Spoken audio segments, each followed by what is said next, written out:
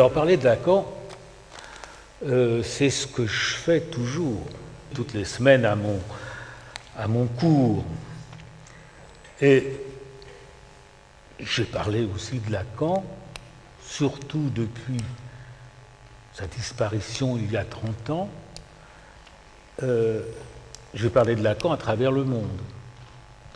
Il m'avait qualifié un jour où il pensait que je m'éloignais de lui en raison des événements de mai 68, il m'avait comparé à Saint Paul tombant de son cheval,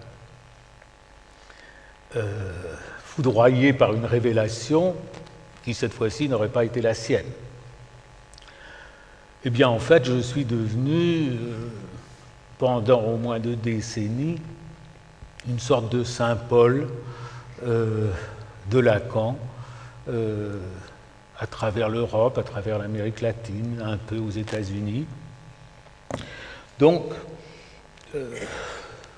c'est une chose qui m'est familière que de parler de Lacan. Mais je ne voudrais pas centrer les choses aujourd'hui sur les théories de Lacan. Je mets ça au pluriel parce qu'il en a eu beaucoup de théories. Il en a eu plusieurs qui se sont succédées, qui se sont dépassées les unes les autres. Et c'est pourquoi, dans le milieu lacanien, on parle de l'enseignement de Lacan pour faire un tout de ces différentes théories. Lacan s'arrangeait pour que ça ne se voit pas trop qu'il changeait d'avis. Et il a si bien réussi qu'on s'est même imaginé qu'il était dogmatique. En fait, il procédait comme par une déformation continue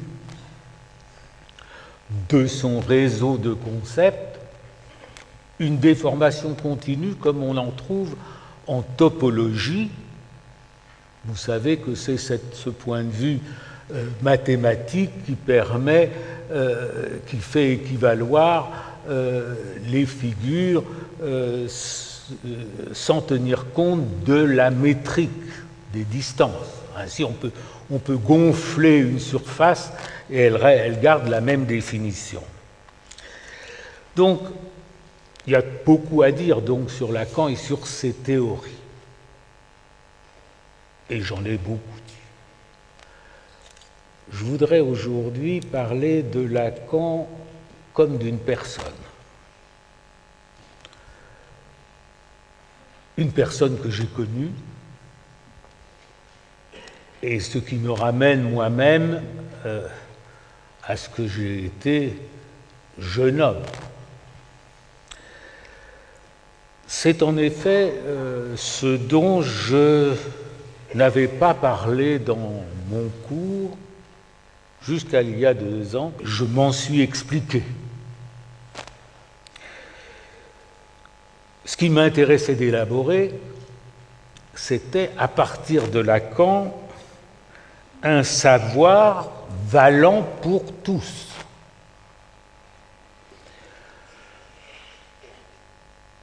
C'est-à-dire émancipé de son propre inventeur,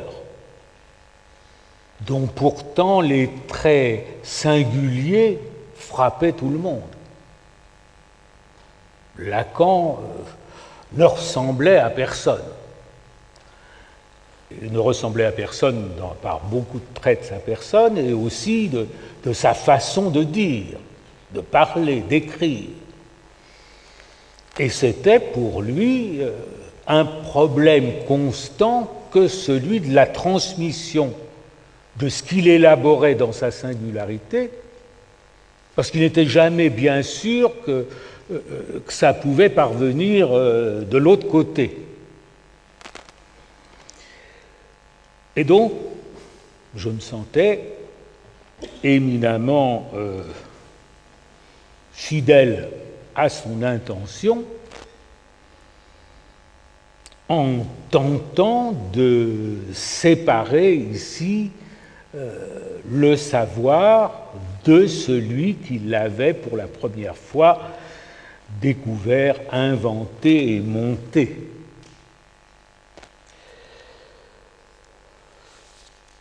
C'est un fait que quand Lacan a pris la parole ici, en 1974, il avait commencé par parler de l'initiation.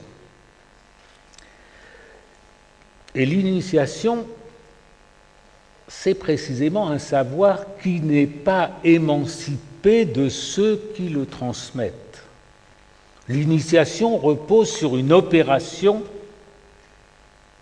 qui porte sur vous, sur votre personne, et qui est supposée vous faire accéder à un savoir secret.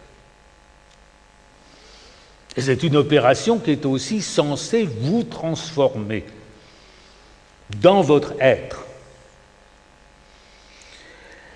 Elle a donc, cette opération, des affinités avec ce qui est de l'ordre du sacrement. Parce que des deux côtés, il y a des gestes qui sont faits à votre propos par une personne idoine, qualifiée pour ça. L'initiation, disons, c'est une sorte de baptême, un simulacre de baptême, avec en plus l'accès au savoir secret que partagent les initiés, lesquels forment une communauté. Pourquoi Lacan avait-il commencé par dire 2-3 phrases énigmatiques sur l'initiation quand il est venu à Nice? Pourquoi s'intéressait-il à l'initiation? Parce que, rien qu'avec ce que je viens d'en dire, on pourrait se demander si la psychanalyse ne serait pas de l'ordre de l'initiation. Et en effet, les pratiques d'initiation et la psychanalyse ont des traits en commun. Ne serait-ce que celui-ci qu'on dit, quand on argumente, on dit volontiers, quand on argumente en faveur de la psychanalyse, il faut en avoir fait l'expérience. Et donc on vous renvoie à un certain vécu d'où dépendrait la consistance du savoir en jeu. Et dans la psychanalyse, il y a bien un vécu de transformation. Quelqu'un en analyse a un vécu de transformation par la parole, par l'effet de la parole. Cette parole étant d'abord la sienne et aidée de celle de l'analyste. Et il y a un savoir secret aussi en jeu qui s'appelle l'inconscient, mais c'est un savoir que personne ne possède. Et il me semble que si Lacan a évoqué ici à Nice pour commencer l'initiation, c'est bien parce que son ambition était d'arracher la psychanalyse à tout ce qui relève de l'initiation. Et c'est pourquoi il en était venu à dire ici même, ce que je voudrais, c'est faire que le discours analytique se tienne assez pour s'enseigner de façon aussi rigoureuse que la science. Et il y a entre la science et l'initiation une véritable opposition polaire. Ce qui fait science renie tout ce qui est de l'ordre de l'intuition, c'est-à-dire précisément du vécu et du vécu qui a du sens. Donc l'ambition de Lacan a été d'associer la psychanalyse à la science Et on peut dire que c'est le fil rouge de ces différentes théories jusqu'à la fin, jusqu'à ce qu'arrive la fin où il ouvrait d'autres perspectives. L'ambition d'associer la psychanalyse à la science est une ambition freudienne. La science, à quoi pensait Freud? C'est en effet la biologie, et on ne peut pas dire qu'il ait accompli cette ambition. Il a fait, pour prendre un terme de Baudelaire, une postulation vers la biologie. Lacan, ça n'était pas la biologie, c'était différentes disciplines qui touchent au langage oral et écrit. Ça n'était pas la biologie, mais la linguistique structurale, la logique mathématique et la topologie, celle des surfaces et celle des nœuds.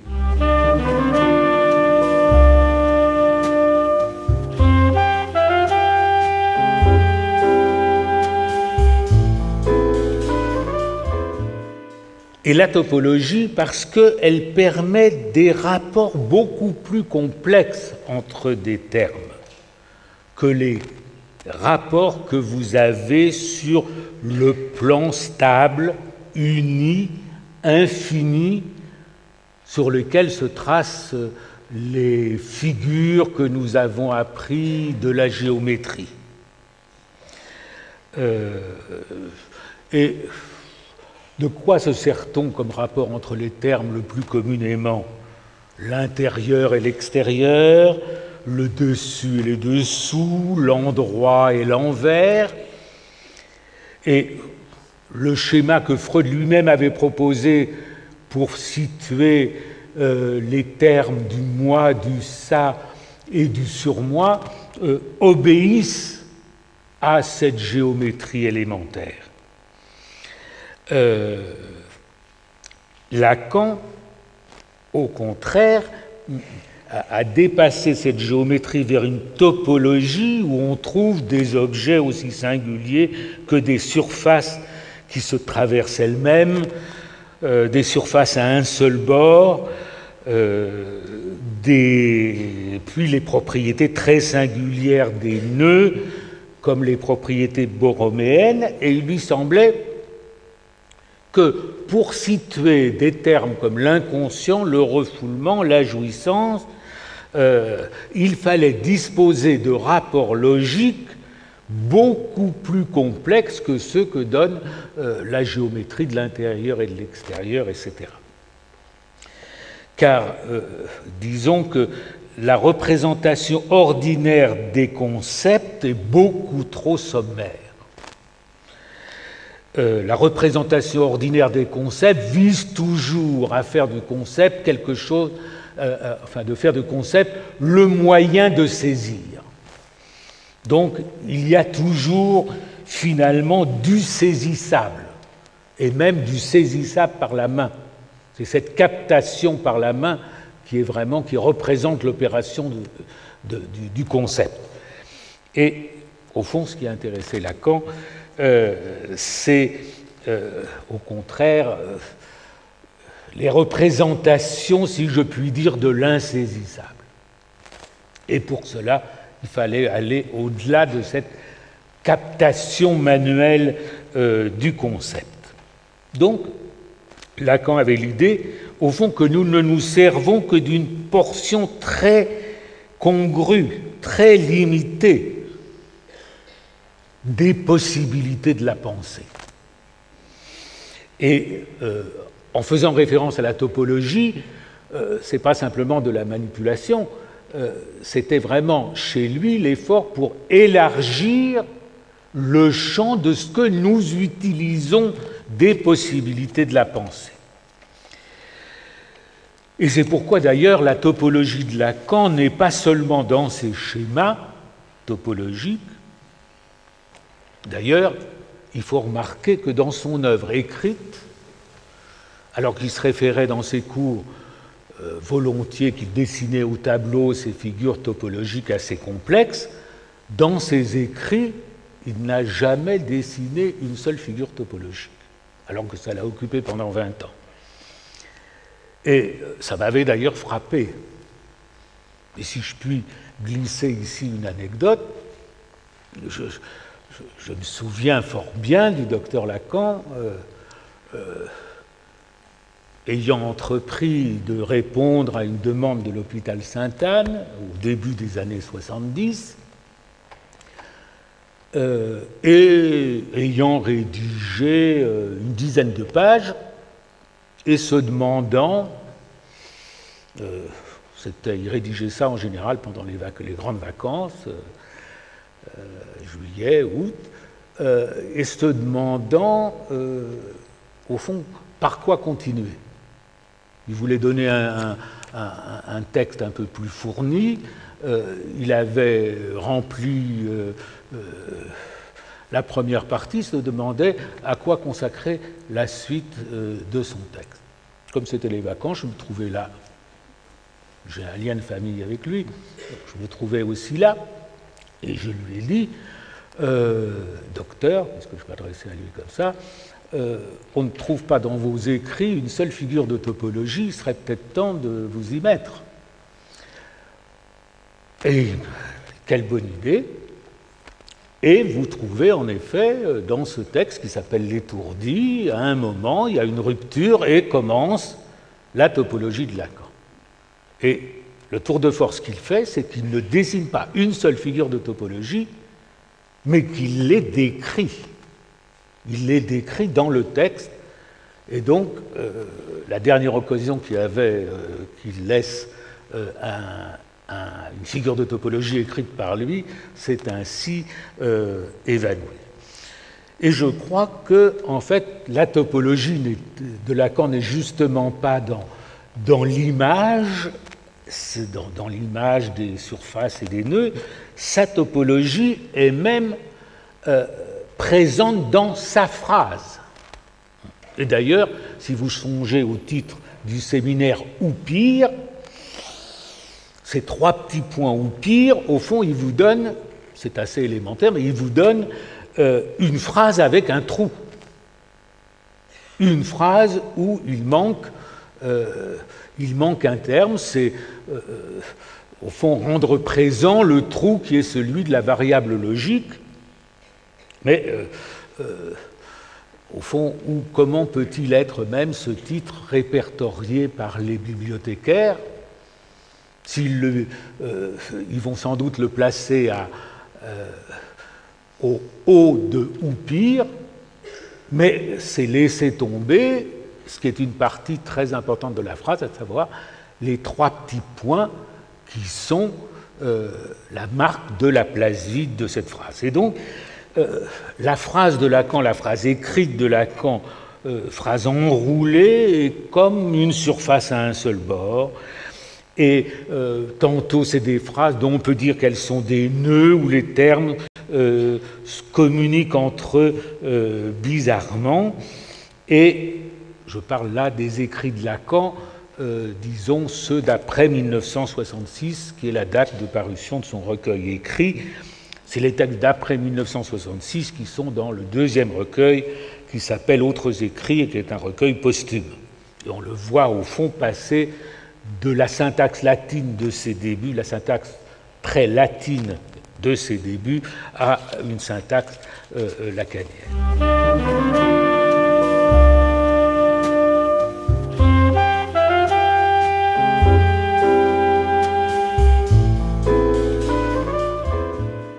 Il y a maintenant une autre phrase dans la conférence de Lacan au CUM que je voudrais souligner au moment où je vais parler de Lacan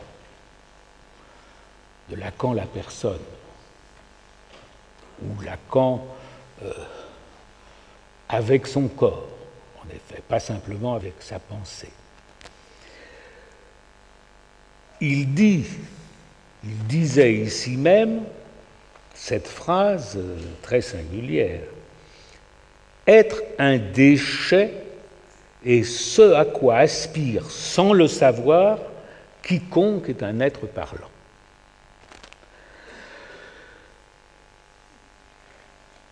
voilà quelque chose qui, d'une certaine façon, n'a jamais été dit. Et au fond, qui n'a pas été repris par Lacan. Ce qui a pu être transcrit de sa conférence Le phénomène lacanien est parcellaire. Il y a parfois des incomplétudes, parfois, rédigeant cette conférence, j'ai dû arranger quelques phrases. Celle-là, en tout cas, est verbatim. C'est ça. Aspirer à être sans le savoir, comme définition pour tout être parlant, où Lacan disait « pour tout parle être », c'était un néologisme. Comment le comprendre, c'est aspirer à être sans le savoir, qui qualifie une sorte de désir inconscient. Sans le savoir, ça assigne ce désir à l'inconscient. Mais si on y réfléchit bien, ça, je l'ai aperçu tardivement en relisant cette conférence de Lacan pour venir ici, on s'aperçoit que c'est au fond la traduction par Lacan de ce que Freud appelait la pulsion de mort. Et ce déchet, ce à quoi aspire chacun, dit-il, se découvre au fond comme à la fois le statut natal du sujet, promis à parler, et comme son statut final. Évidemment, quand il est le statut natal, on peut dire que ce déchet est voilé par la brillance de ce que Lacan appelait en grec, en l'empruntant à Platon, l'agalma, l'objet précieux qu'est l'enfant. Mais déjà se laisse pressentir ce qu'il en sera à la fin, à savoir ce qu'impose la loi de la mort pour tous, le statut de déchet. Et au fond, il y a eu plusieurs théories à cet égard de Lacan. D'une certaine façon, on peut dire que le statut natal du sujet, c'est la paranoïa, dans la mesure où, avant même sa naissance, ça parle de lui. Et donc, c'est comme si nous naissions comme tels paranoïaques. Et Lacan a pu dire aussi que le statut natal du sujet, c'est l'hystérie, parce que le sujet comme tel est accroché au désir de l'autre. Et ici, pour cette seule fois, je ne crois pas l'avoir lu ailleurs chez Lacan, on a l'idée que le statut natal du sujet, ça pourrait être la mélancolie. Et que si le désir est suivi jusqu'au bout, il y a comme une révélation de déchéance, et c'est ce qu'après tout, au niveau de l'analyse, Lacan appelait l'expérience du désêtre. Je voudrais maintenant considérer Lacan sous les espèces que je viens ici, dans ces mots préliminaires, dessiner. J'ai en effet déjà présenté une partie de la vie de Lacan. Je l'ai écrite, elle est disponible, où je présente un Lacan au sommet, si je puis dire, de sa force. Et il y a d'autres il y a d'autres versants de Lacan qui sont plus difficiles à présenter. Tout le monde a fort bien pris la première présentation que j'ai faite de Lacan par écrit. Présentation de Lacan, non pas dans sa gloire, mais enfin dans certaine intimité, où c'était marqué par un certain éblouissement.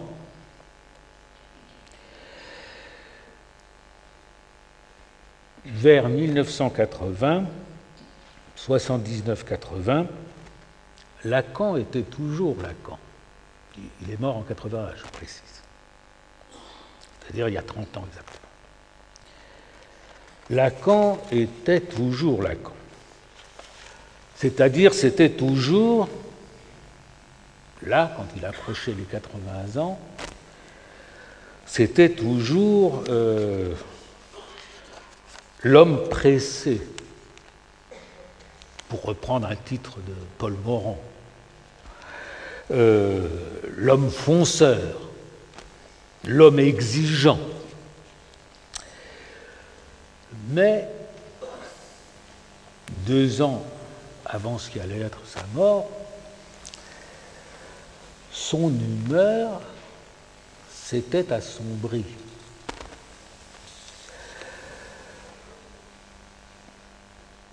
Pour le noter, il fallait peut-être être de ses proches, alors que j'ai beaucoup insisté sur le fait qu'il était le même en public et dans le privé. Sur ce point, peut-être il fallait être proche pour sentir l'acuité de cette mauvaise humeur. Parce que la mauvaise humeur, il n'en avait jamais été exempt, Lacan. Et d'ailleurs, ce que je ne peux pas rendre quand je rédige les leçons du séminaire,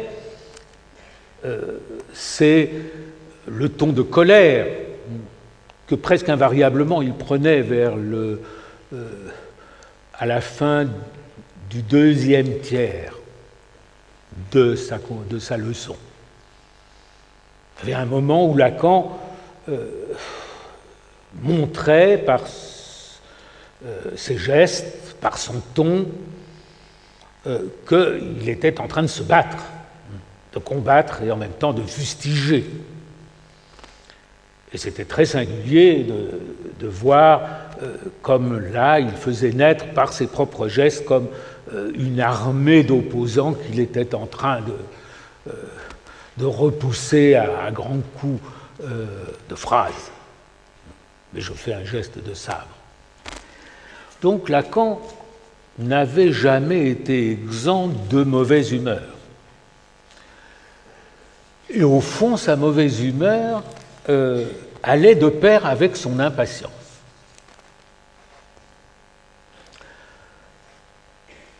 Quelqu'un qui est impatient, au fond, glisse infailliblement dans la mauvaise humeur parce que tout lui est traverse, tout lui est ralentissement. Lacan s'était interrogé lui-même sur le sens à donner à sa mauvaise humeur. Il s'était demandé si c'était un péché,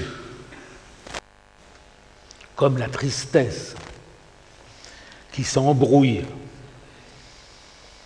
la tristesse de celui qui est écrasé par la structure du signifiant et ne s'y retrouve pas. Est-ce que la mauvaise humeur, demandait-il, est un grain de folie de quelqu'un qui ne s'accommode pas à la loi du monde tel qu'il va et qui voudrait le plier à ce que Hegel appelait la loi de son cœur? Lacan n'excluait pas que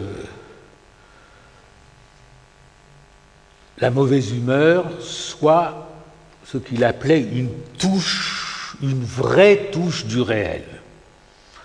c'est-à-dire une manifestation du réel en tant que, dans sa phase la plus profonde, le réel est l'impossible à supporter.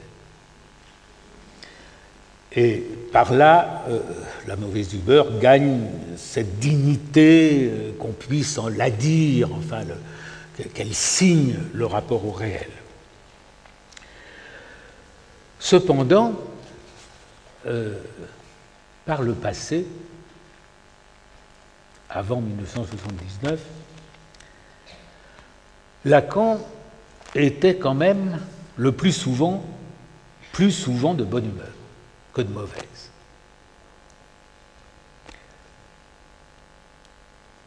Assez gamin, aimant rire, et aussi avec une jubilation de triompher.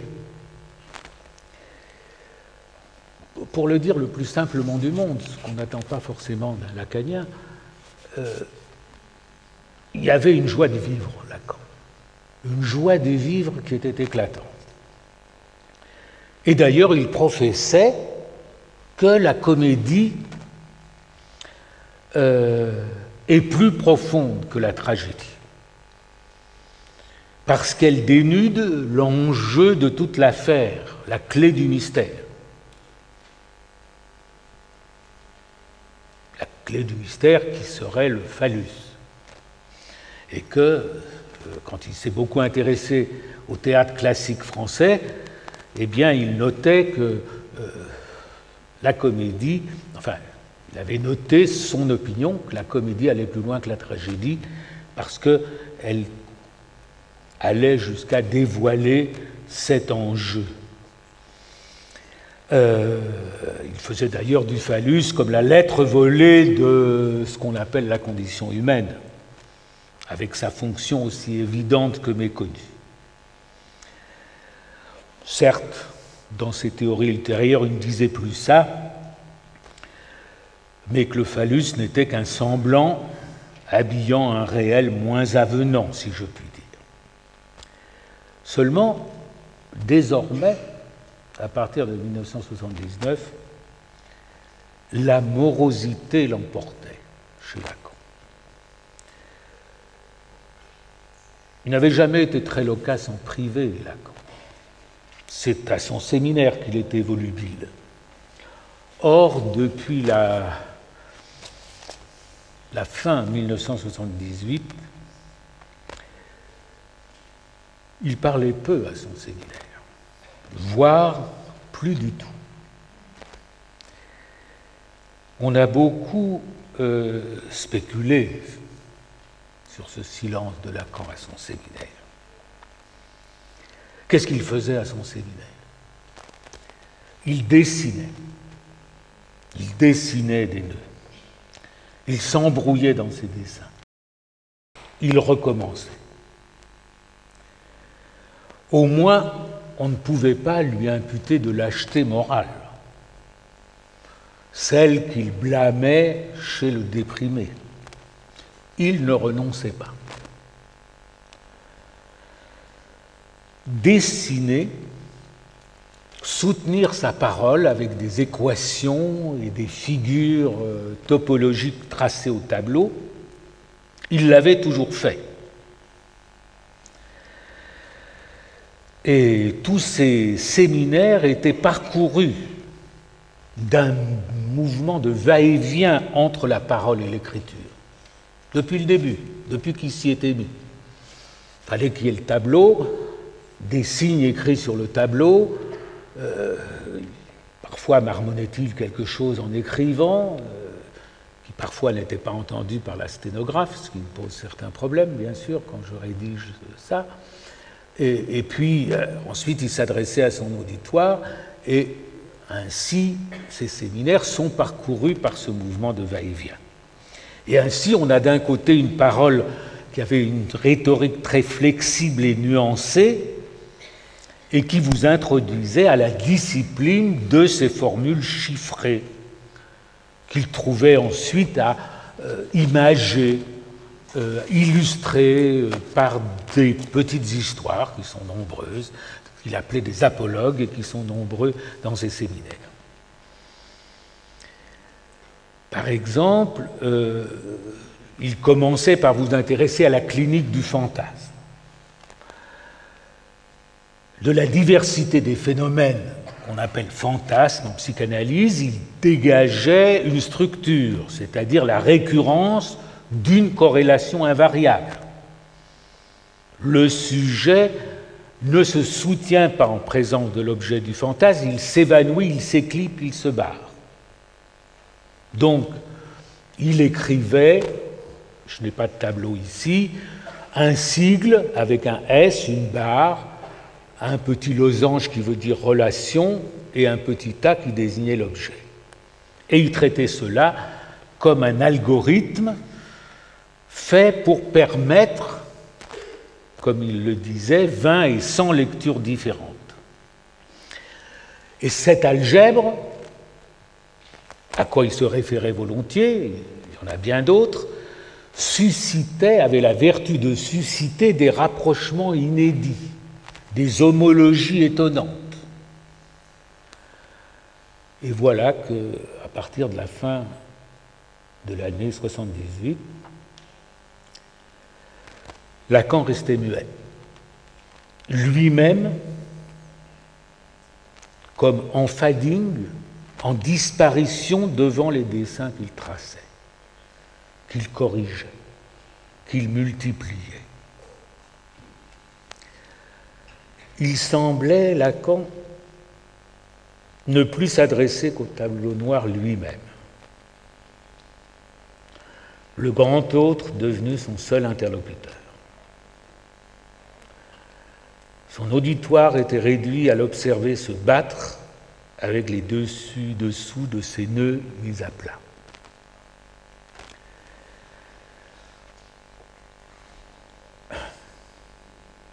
Ce spectacle n'était pas sans grandeur. Pour moi, il était insoutenable. En septembre 1977, c'est-à-dire un an auparavant, je lui avais demandé, comme à l'accoutumée, quel serait le titre de son séminaire de l'année.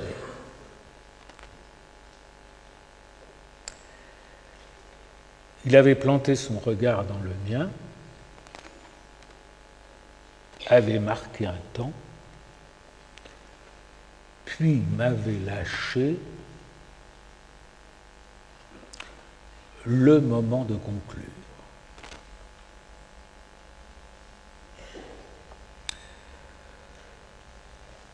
Je me dis donc que ce séminaire, le moment de conclure, je me dis parce que j'avais comme habitude de croire Lacan, je me dis que ce serait son adieu,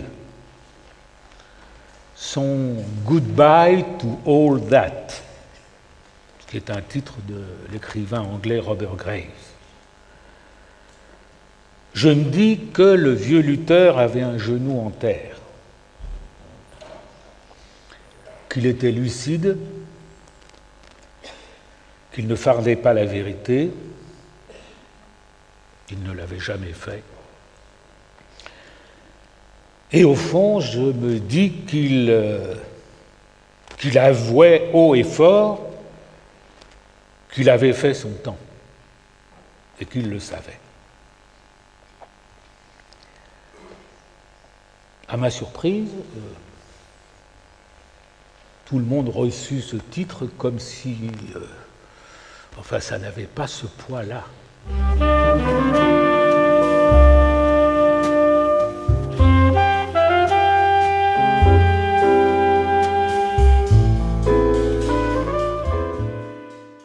Quand, en septembre 1978, il annonça de nouveau un séminaire, je me demandais pourquoi il avait outrepassé la limite que lui-même avait fixée, la limite que lui-même s'était fixée. D'une certaine façon, je le savais.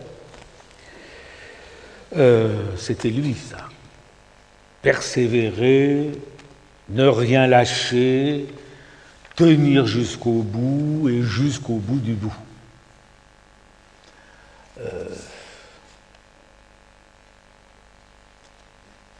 Je me souvenais même que quand De Gaulle avait démissionné pour avoir perdu un référendum, Lacan, 4 jours après, à son séminaire, avait laissé entendre comme il était déçu de la chose et que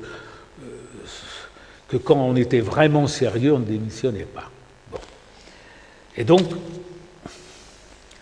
après s'être fixé cette limite, au fond, lui-même ne démissionnait pas. Et donc, on peut dire qu'au séminaire, au-delà de la limite, il se montrait d'une endurance qui me paraissait stoïcienne, avec cette pointe de cynisme qu'il ne craignait pas de se montrer à tous comme il était. Qui paradait sur la scène du séminaire de Lacan? Puis-je le dire comme je l'ai à un moment pensé?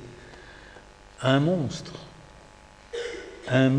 de volonté, bravant le regard de l'autre, ayant laissé loin derrière lui toutes les barrières de l'imaginaire. Il s'adonnait devant tout le monde avec une sorte d'impudeur à sa passion aveugle pour le symbolique. Il triturait le signifiant en tous sens, comme cerf d'une jouissance opaque. Et je l'ai pensé, au prix de n'être plus rien que le déchet de son propre discours. L'auditoire était moins nombreux, mais plusieurs centaines étaient là tout de même, bien tranquilles, bien rangés, comme si de rien n'était. C'était Lacan, et ça leur suffisait. J'ai été donc, puisque je réfléchis à la vie de Lacan, il fallait donc que je me demande qu'est-ce que je n'avais pas supporté, moi, dans ce spectacle. De cet homme, je voyais sur la scène palpiter la douleur d'exister. Les temps sont accomplis, pensais-je. Lacan joue désormais Oedipe à colonne, tel qu'il nous a appris à le lire. Une fois que la vie d'Oedipe s'est résorbée dans son destin, il n'est plus, disait Lacan, que le rebut de la terre, le déchet, le résidu, chose vidée de toute apparence spécieuse. Lacan au séminaire, je me disais, c'est vraiment le théâtre de la cruauté aussi, celui d'Artaud. Mais pour qui était-ce cruel? En définitive, Lacan et ses auditeurs prenaient ça très bien. Tout le monde était fidèle au poste. Et c'était pour moi que c'était cruel. Je me dis maintenant qu'obscurément, j'avais toujours désiré protéger Lacan. Et je ne supportais sans doute pas de le voir se débattre dans cette zone irrémédiable de l'existence où l'on ne peut plus rien pour l'autre.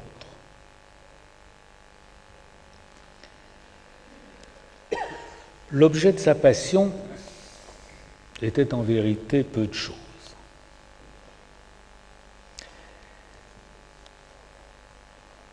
C'était le nœud borroméen qui avait longtemps figuré dans les recueils de curiosités mathématiques, avant de retenir l'attention des chercheurs sérieux.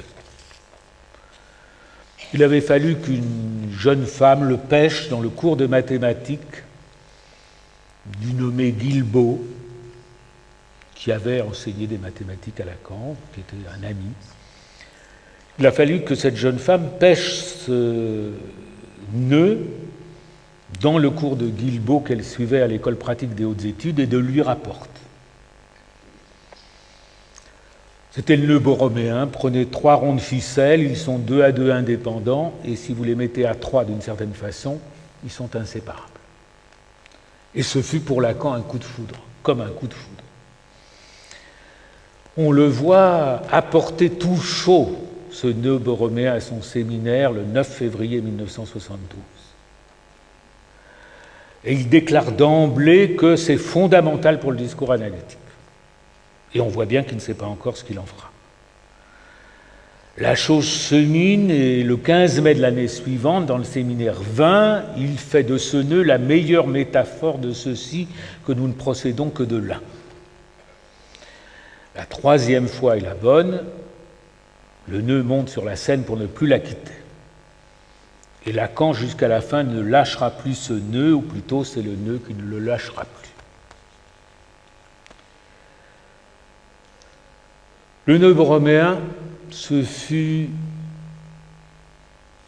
beaucoup de choses dont il y a lieu de parler, en les figurant, avec la mathématique et la psychanalyse. Mais je me suis permis aujourd'hui de l'évoquer sur un pan plus intime. Le nœud borroméen, je dirais que ce fut le dernier amour de Lacan. Comme on dit le dernier amour de Ronsard pour désigner Hélène de Surgères, ou le dernier amour de Chateaubriand pour Léontine de Villeneuve. Mais l'amour en question, il faut bien dire, était plutôt du type spinoziste, l'amour intellectuel de Dieu. Cependant, cet objet n'était pour Lacan l'occasion d'aucune béatitude. Au contraire, le nœud borroméen le porta à une sorte de frénésie qui lui fit franchir la borne qu'il avait lui-même posée du moment de conclure. Je crois que c'est vraiment l'attrait, le désir que lui causait le nœud borroméen qui l'a fait franchir la borne qu'il avait posée du moment de conclure. Il faut dire que la façon de faire de Lacan avec ses objets de pensée n'avait rien de contemplatif. Elle avait toujours été de style combinatoire. Il avait eu une parole qui, pour moi, a toujours résonné. Il avait eu une parole au début de son séminaire qui disait « Les vérités sont comme des solides ». Ça veut dire, j'ai toujours gardé en mémoire cette phrase, une vérité qui est comme un solide n'est précisément pas comme une surface, comme un tableau. Elle ne s'embrasse pas d'un seul coup d'œil. Pour embrasser quelque chose d'un coup d'œil, il faut que ça s'étale. Si vous considérez la chose solide sans changer de point de vue, toute une part de l'objet vous en reste cachée, comme l'autre face de la Lune. Donc, si une vérité est comme un solide, il faut tourner autour. Il faut déplacer la perspective. Il faut passer d'une face à l'autre. Et pour ça, il faut le temps, comme disait Lacan. Il faut le temps. Et il faut se dépêtrer de l'idée d'éternité, puisqu'il faut le temps pour faire ça. Est-ce une méthode ? Je dirais que c'était plutôt la manière propre à Lacan, à son atelier et même à son école. Donc, il avait toujours fait ça. Ces objets de pensée, il les tournait, il les retournait en tous sens, il multipliait les essais, les perspectives, les variations, les transformations réglées, il cherchait des correspondants, des analogies, des homologies, il les découpait pour en permuter les éléments. Bref, il soumettait toutes ces pensées, ces objets de pensée, à des manipulations sans nombre, ça depuis le début, qui n'étaient pas sans faire penser aux sévices dont Sade tourmente le corps de ses victimes. Enfin, Sade, ce qu'il nous représente écrit, parce que Sade lui-même Il tourmentait assez peu ses victimes, enfin, ce qu'on a comme témoignage. Mais enfin, il y avait comme un certain sadisme de Lacan avec ses objets de pensée, afin d'épuiser le champ des possibles. Et en général, il lui fallait au maximum 2 ans pour venir à bout d'un objet initial. Et là, et on admirait. Et quand je voyais Lacan procéder avec ses objets de pensée, tout à fait au début, quand je l'ai connu, il m'apparaissait comme une sorte d'Edison ou un Frankenstein qui aurait mis au point non pas l'Ève future, mais une sorte de moissonneuse batteuse imbattable qui permettait d'extraire le plus précieux non seulement du champ freudien, mais il semblait du discours universel. Et au fond, 20 ans plus tard, la machine merveilleuse que Lacan avait construite achoppait sur le nœud borroméen. Et là,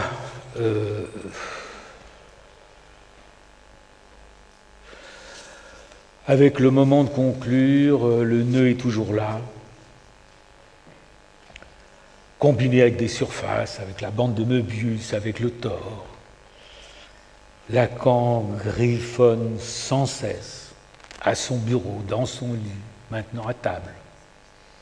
Sylvia, sa femme, n'en peut plus, le supplie d'arrêter.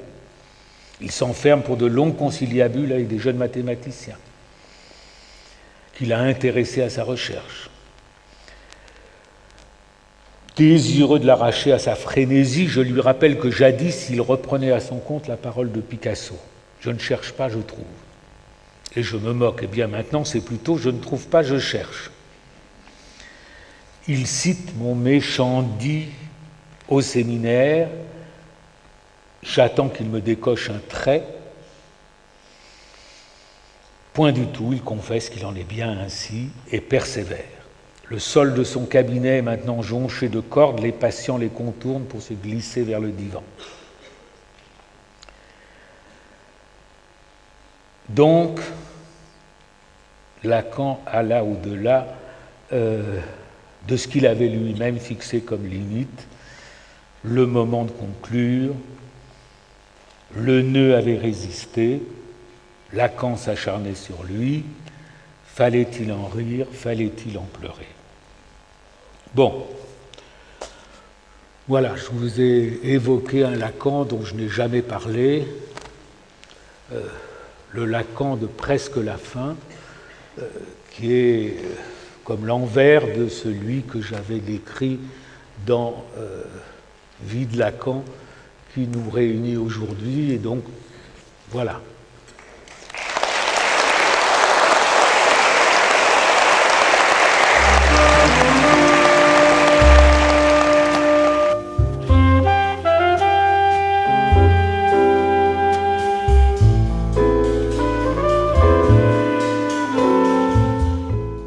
Je me suis en effet rapporté à cette parole antique qui donne une définition de la sagesse qui est peut-être la meilleure, la plus englobante, définition de la sagesse antique, à savoir rien de trop. C'est-à-dire tout doit être mesuré, retenu. C'est même la condition de l'harmonie. Et il y a l'idée même que c'est la loi de l'univers, ce rien de trop. Et que le péché ou la faute morale impardonnable, c'est pour les Grecs ce qui revient jusqu'à nous, l'hubris, qui est précisément l'excès. Et donc, et c'est aussi ce que répercute, vaille que vaille, la psychologie, les psychologies. Et au fond, Lacan s'inscrit en faux contre cette notion de la mesure, peut-être que ça avait un sens dans l'Antiquité, peut-être que ça avait un sens encore à la Renaissance, où quelque chose de cette Antiquité est réapparu,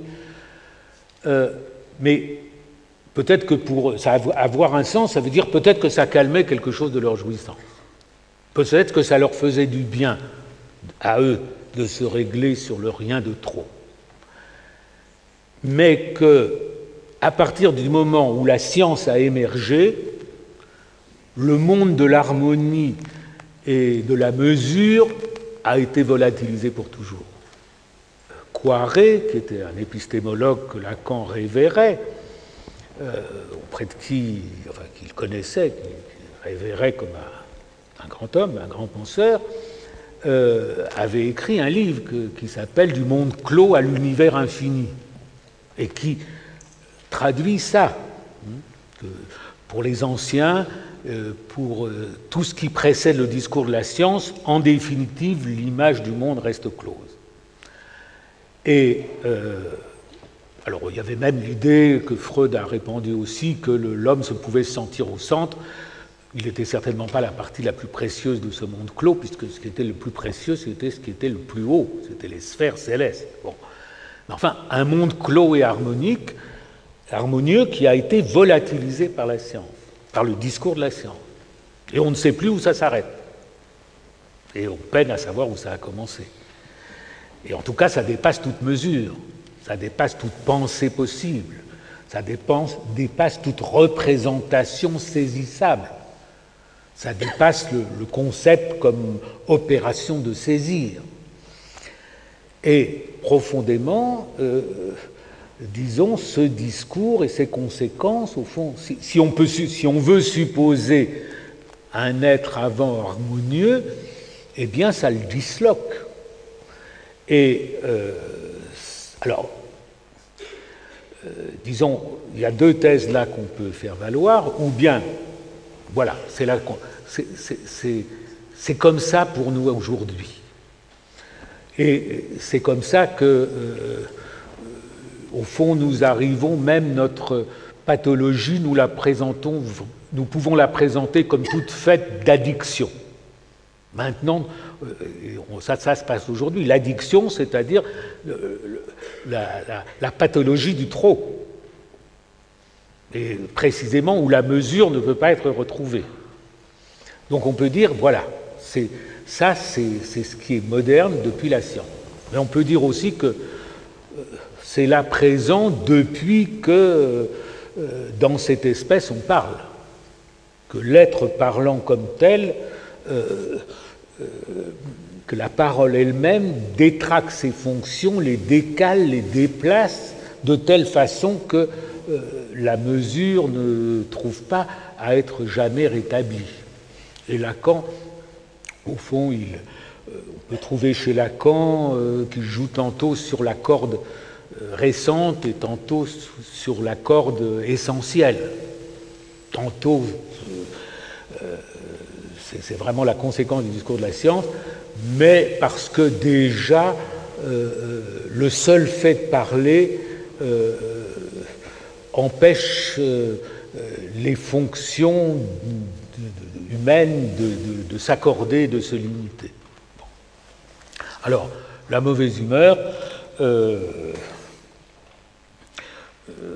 Lacan l'a constaté chez lui. Bon, il essayait de rendre compte de sa propre mauvaise humeur. C'était un thème à s'interroger. Il est clair que, disons, il y avait au fond un désir si impérieux et qui s'est accentué avec le temps, de ne pas perdre de temps. Ça s'est accentué avec son vieillissement.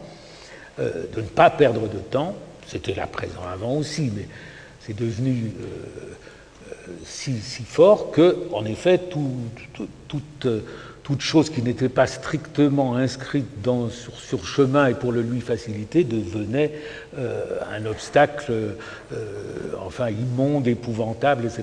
Et il ne fallait pas, à l'occasion, c'était des personnes enfin, qui figuraient ces obstacles. Bon. Et donc, sa mauvaise humeur était palpable, et c'était comme la conséquence d'un désir qui certainement ne s'en tenait pas à la mesure.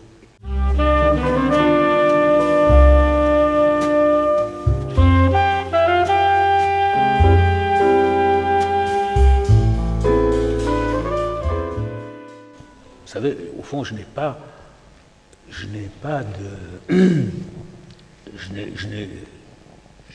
presque pas de confidence de Lacan. Il y a eu des échanges où nous étions tous les deux seuls, mais comme il a eu avec beaucoup de personnes, vous le voyez en effet tendu, c'est-à-dire actif comme ça, perdant pas son temps. J'ai pensé en effet, à propos de vie de Lacan, au vers de Mallarmé, tel qu'en lui-même l'éternité le change. Je me suis demandé si ça collait pour Lacan. J'avais toujours trouvé étrange dans son séminaire du Saint-Homme, qui est une phrase à un moment, se dépêtrer de l'idée d'éternité. Pourquoi c'était si important? Précisément, pour une psychanalyse, il faut le temps. Aussi parce qu'on a affaire à un savoir qui est insolide, si on veut. Et donc, il faut le temps de faire le tour, et même plusieurs tours. Donc, ça ne s'accommode pas de l'instant éternel, si vous voulez, de la suppression du temps ou de la sublimation du temps qui reste présente dans l'idée d'éternité. Et je pense que, d'une certaine façon, ça je l'ai écrit dans ce qui a été publié, que Lacan était profondément indifférent à l'idée de postérité, comme Queneau qui s'en moque. Il était de cette...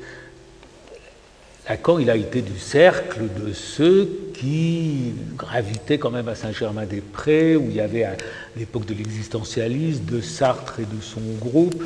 Il a toujours gardé ses distances avec l'existentialisme, mais il y a des traits existentialistes chez Lacan. Il aurait repoussé ça sans doute. Quelqu'un comme Queneau, enfin c'était visiblement, qui a été en analyse, Queneau, c'était vraiment quelqu'un qui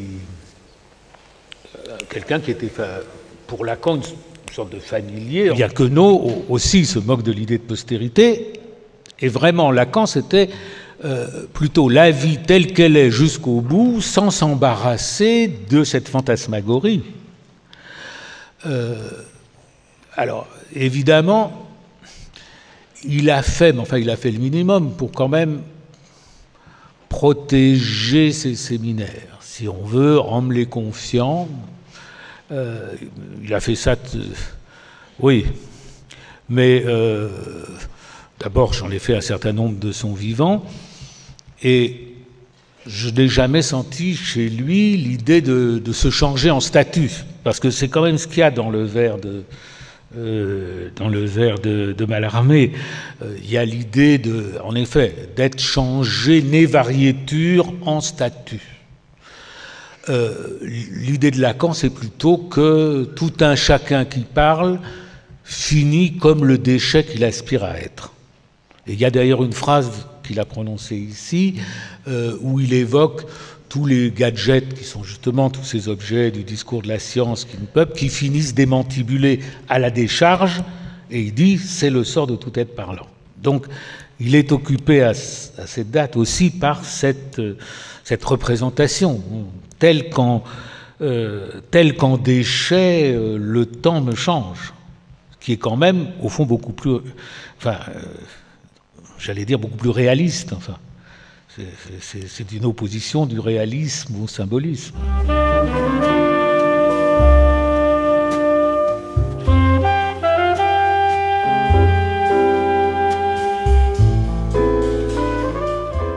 Ce que je percevais chez Lacan, ce que j'aimais beaucoup aussi, c'était, je l'ai dit d'un verbe, c'est le goût du triomphe. C'est-à-dire que pour lui, résoudre, on le voyait aux prises avec un problème, une question qu'il abordait d'une certaine façon à une semaine, qu'il reprenait ensuite, déplaçant souvent des lignes sans qu'on le voie d'une semaine à l'autre. On croit que c'est pas purement continu, il y a des décalages. Et l'affirmation d'une certaine domination sur la question en jeu, en réfutant des adversaires, en marquant la supériorité de ce qu'il était en train de dire. Il y avait que comme à la fois c'était grinçant quand il cherchait, quand il décrivait les opposants, et puis c'était jubilatoire et triomphant quand il franchissait une difficulté. Et il y avait le sentiment là qu'il écrasait l'autre. Bon. Et ça comptait aussi pour lui d'avoir cet effet chaque fois dans son séminaire, de terrasser l'auditoire d'une certaine façon. Il y avait une corrida où tout de même le public était comme le taureau, et qui était promené ici et là, et à la fin on avait Lacan, Lacan triomphait. Bon. Donc il n'y a pas chez lui du tout alors c'est le goût du triomphe sur le fond d'un grand effort, parce que c'était l'effort de ne jamais se répéter d'une fois sur l'autre, et à quoi tout le monde était sensible. Bon. Alors je ne vois pas donc chez lui le goût de l'échec ou la saveur amère de l'échec, au contraire plutôt le goût du triomphe. Maintenant, justement, il y a quelque chose dans sa machine à triompher, si je puis dire, il y a quelque chose qui s'est bloqué, au moment du nœud borroméen. Au fond, il lui fallait, je disais, 2 ans au maximum avant. Je voyais les séminaires, il raisonnait sur un certain réseau de concepts ou de signifiants. Ça lui prenait 2 ans, en quelque sorte, pour tirer ça dans tous les sens, et après, vraiment, il passait à autre chose. Dans les 10 premières années où chaque fois il prenait un texte de Freud, eh bien, il prenait un autre texte de Freud et il en donnait un commentaire très à distance. Bon. Et puis avec le nœud borroméen, d'une certaine façon, il a dû boire la boisson amère de l'échec, si je puis dire. Là, il y a quelque chose, il n'est pas venu à bout, il n'a pas donné une utilisation princeps majeure rayonnante de ça. Alors il y a d'autres échecs, et ça j'en parlerai dans cette vie de Lacan, c'est le sentiment d'avoir échoué il a échoué dans la psychanalyse à réveiller les psychanalystes qui ne le suivaient pas. Bon. Et je dis ça pour être gentil, parce qu'il avait le sentiment aussi de ne pas avoir réussi à réveiller les analyses qui le suivaient. Donc là, et d'ailleurs, le mot d'échec, il l'a écrit, et quand même ses écrits font foi, là. Il l'a écrit en 1967, vous trouvez ça dans le recueil des autres écrits. Il va prononcer ça à Rome, où il avait fait son premier discours en 1953, qu'il a lancé dans son enseignement. Et il retourne à Rome en 1967 et il écrit « Raison d'un échec ». Et il explique pourquoi il n'a pas pu, à son gré, réveiller tout le monde. Il l'écrit au moment où quelques-uns de ses élèves vont le quitter. Donc c'est très connoté par l'histoire du groupe analytique. Il faut dire qu'à l'époque, et autour de Lacan, ça a toujours été très vif, les querelles, les disputes et tout, et que maintenant, justement, où il n'y a pas Lacan, et ben, tout est plus calme, et c'est pas forcément plus joyeux.